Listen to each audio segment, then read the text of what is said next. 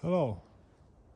Mosses on the tree and so high up is the indicator of stable microclimate, and that there was no forestry activities around for a long. Here is maybe some forest is maybe 60-80 years old, and maybe something was 30-40 years, and it was real stable ecosystem and microclimate.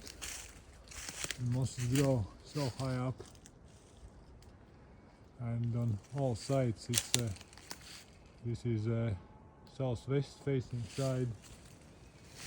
There's a south side, north side, and this is some aspen spruce forest, really untouched. It's quite rare now.